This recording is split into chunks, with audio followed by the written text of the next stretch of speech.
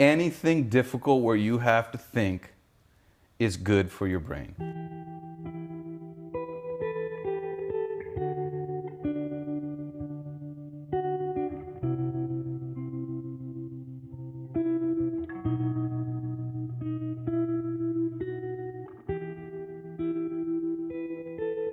If you ask Usain Bolt, how do I get stronger legs? Run. It's intuitive. But the flesh in our skulls, it's meant to think and feel. And that is the power of self-growth. And it's a thinking machine, it's a thinking flesh that you actually have to use or to protect itself, because it's an energy hog, right? It's 3 pounds but uses 20%. If you're not using parts of it, it'll program itself to let those parts of the garden wither.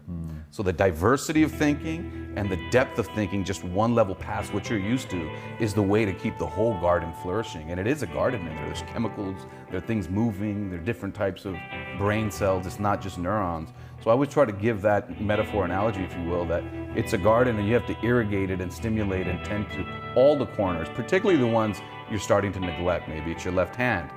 Getting out of the box and engaging the recesses of your mind is the most important thing. And then you have the creative things happen.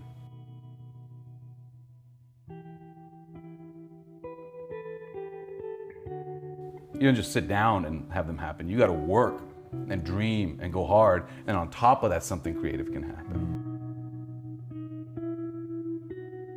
So now we have the understanding that the brain is meant to think. The brain is also meant to command your body to move. And absolutely, the minute you don't use your left hand, the right parietal lobe with the motor strip says, I'm not getting used much.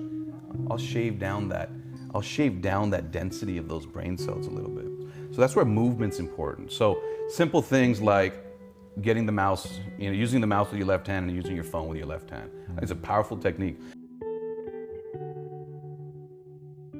And then the other thing is navigation. When you see old people and they lose their way home, well, that has a particular address also. Many things are global in the brain, but navigation is in the temporal lobe, and they have dementia in that area. Navigation also is spatial awareness, is a function of the brain, and sometimes when we're on our phones too much, we don't have that.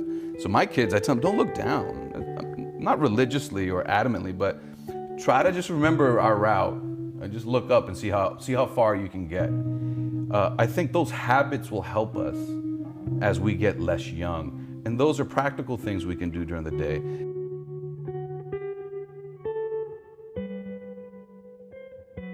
And as far as the other element is brain training, it doesn't have to be some weird game that's not intuitive. I think brain training just means learning as a habit, one step past where you're comfortable.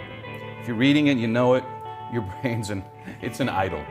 If it's too hard, it's not even engaged. I'm not even gonna win this race. I'm not gonna kick it in second gear. So just like video games, just good enough to get to the next level, right? They don't hit you with the 5th level, the tilt level up front. It's level 1 to level 2, level 2 to level 3. And that's what learning is. So despite your knowledge and intellect, it's just that level right beyond you that is brain training. So you don't have to buy an app. You just have to challenge yourself and think. Right. One has a problem with time, but the day is 24 hours and we sleep 6. Now I know there's some out there that say, whoa, I need 8. Well, I say just sleep a little faster. Sleep is a tricky one. I spent a decade without sleep. Going Monday morning at 4 or 5 a.m., come home Tuesday at 7 p.m. That's a shift. Wow. And what you realize during that time is, even if you can get a few hours of sleep, don't do it. Really? Yeah. Disrupted sleep as residents, and people can write in, if you can just get an hour or 2, sometimes it's better to stay up the whole night. And it's a story well worn between residents. They pass that on to each other. And the reason is the sleep disruption can be quite difficult on the brain. And so if you're gonna get 5 good hours of sleep going on to people who aren't in surgical training, maybe that's better than 7 hours of disrupted sleep where your phone is going off and different things are pinging your way. So that's one lesson I think people should understand.